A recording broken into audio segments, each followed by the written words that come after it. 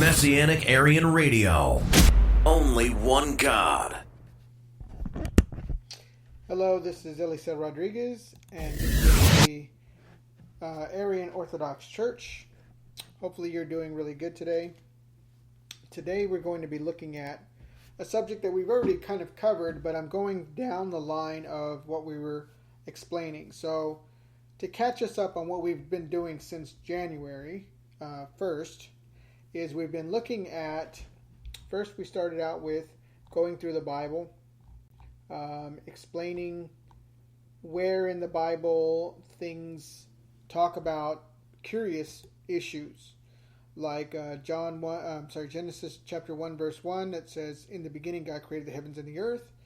And the way I see it is that with the first caused, right, with the beginning creation, with the first, God created the heavens and the earth. So in him, inside the first creation, which is the Son, God created the heavens and the earth within him. And then when God said, "Let there be light," and "let there be this and that," it was the firstborn, which is Jesus, that was bringing forth those things that God created within him. Obviously, the "let us make man in our image and our likeness," a lot of different verses that were a bit controversial, which both were necessary to be looking at for that. Then we looked at the Memra a little bit, and about the Jewish Targums and the way the Jewish Targums looked at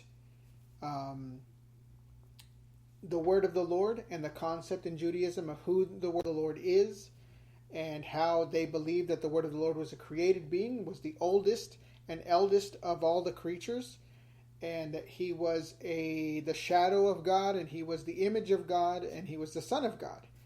This was a Jewish understanding through the Memra, through the Targum that you can see, and then through Philo, we looked at how his theology was, and he was a leader of the church and a representative of the Jews of Alexandria, so he was the epitome of what they believed and who they felt like would represent him very well. So we've gone through all of that and shown that the Logos, the Word, has traditionally been in Judaism this created being who is going through and representing God, and is the eldest of God's creatures, and is the Son of God, and on and on. And we've laid that foundation. So we've looked at the verses in the Bible, and we looked at the Jewish Targums, which is the theology, the books of theology for Judaism. Then we looked at Philo, who gave his interpretation of how the words are, who the word is, and who the word is to him and the people of Alexandria. And so now we're moving into the word Homousios, which we're getting close to finding out a little bit more about Council of Nicaea, the early church fathers, and all this and that. And so what we want to do is start talking about the topic of Homousios. And obviously, the word Homousios is what was used by the Council of Nicaea to describe who Jesus was, who the Father was, and how they were joined together. They were consubstantial. They shared the same essence. They shared the same nature. And not saying that they shared the same kind of nature, but they're saying that they were still attached together, that they were mixed within each other. They were not separated fully. And so that was the notion back then. So there's a book called The Divine Substance by Christopher Stead. He studied literally every single time the word Homousios, which is the word that was used to describe the doctrine of the Trinity, he used the word Homousios. Now, Homousios just says consubstantial. It can mean that you have the same nature, right? And still be Arian. An Arian can still take the word Homousios, but it was an ambiguous kind of word that could be taken the wrong way, to where you think he was still mixed together. So if you use the word Homousios, Trinitarians could use it the way they saw it, which would mean that they're all joined, and Arians would say it's similar but not exactly the same. They're not still connected, they're separate beings. You could still argue with the word Homousios in both directions. You can use Homousios and say Arian things, and Arians can affirm that, and Nicene, Binitarians can use it towards their doctrine. And that's what Arius had a problem with. He understood that he could use it for his own benefit if he wanted to. And he knew that it could be used incorrectly as well. And so to clarify, he wanted a different word. And they didn't agree with that, and that's what they started having an issue with. So we look at the word homousios and where it comes from. Because the Trinity doctrine, or the Binitarians of the Council of Nicaea, want to say, you know what, the church has always believed this. The word homousios has always been the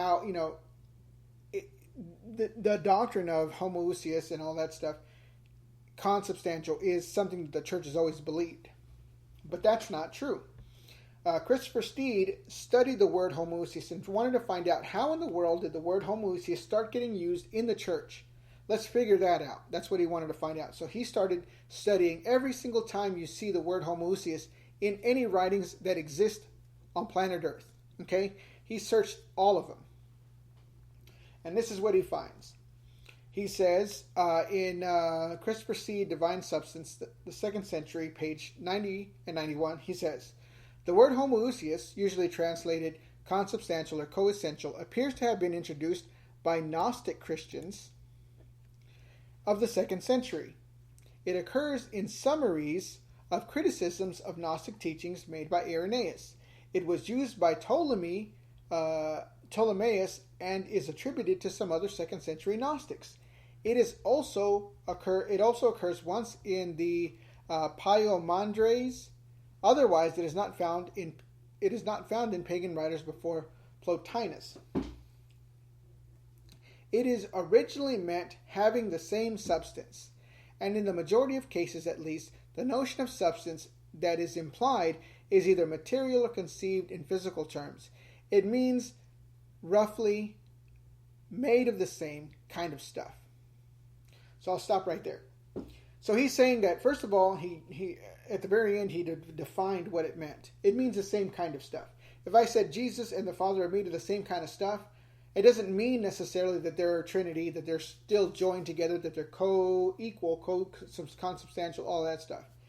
The Trinitarian said the same kind of stuff means they're still together. The same kind of stuff. It's the same stuff.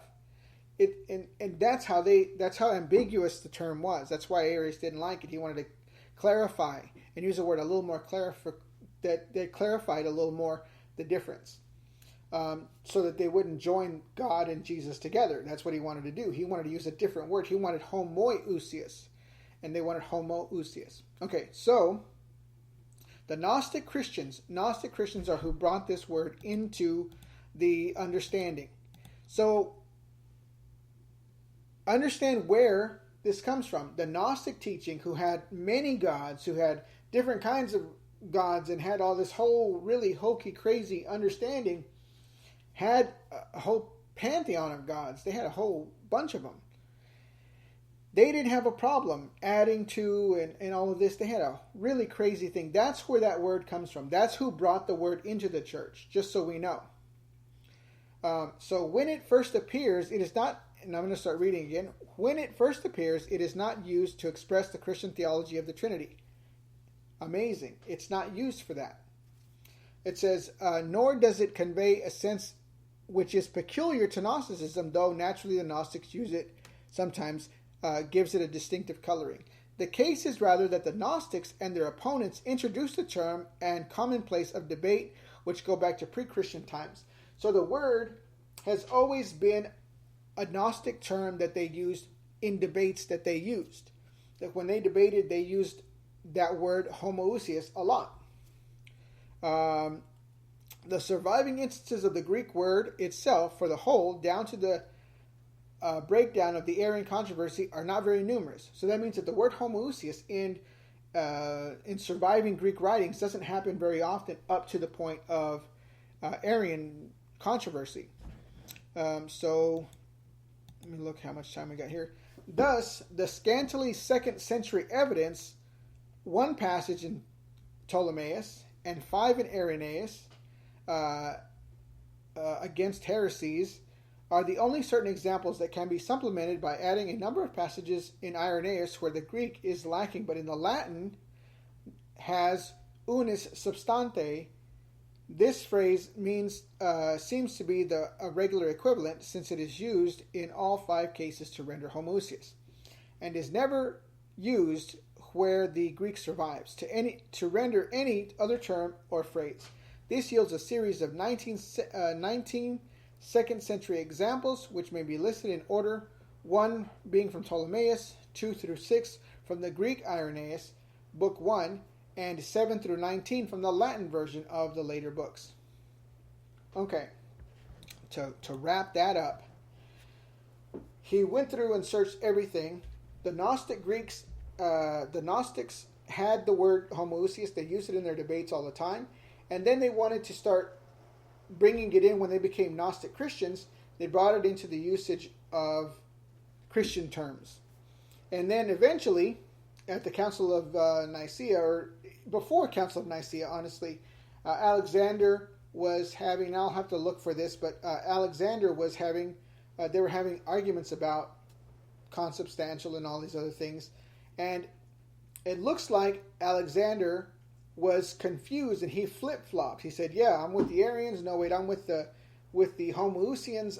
I can't understand it. He was flip-flopping, couldn't decide where he wanted to go, and he decided to go with the Gnostics, with the Gnostic word and the Gnostic idea of consubstantial as an answer to the substance question about Jesus and the Father. And so, first of all, the word is used by Christians, by Irenaeus, to describe Gnostic theology. He never used it for his belief system. No Christian author ever used it for their own understanding. Now, they had the word, but they never used it for themselves because it did not reflect what they believed. They believed that Jesus was a created being, and that there was certain issues that there are certain scriptures that didn't support him being eternal. And so because of that, there was none. The council at 265 in Antioch, I think it was, or 267, one of those, chose not to use the word homousios when they were talking about Paul of Samosata, who believed that Jesus was 3 consubstantial kind of things. The Word was a person, Jesus was a person, and there's the man, Jesus, and they were all 3 different consubstantial persons. And obviously he was kicked out of the church, whatever, taken out as bishop. But what was understood was that they didn't decide not to use the word homousios, or same substance, when they tried to rectify the situation. They absolutely didn't even touch it. And they had an opportunity to teach the consubstantial Trinity or Binity at that point doctrine, and they couldn't. So what we need to understand is, where does that idea of consubstantiality and all of that come from? It doesn't come from Judaism. Now, I've been showing you where they understood that the Word was created, the Word was a different being, the Word was the shadow of God, but was not God, that the shadow was the oldest of the creatures.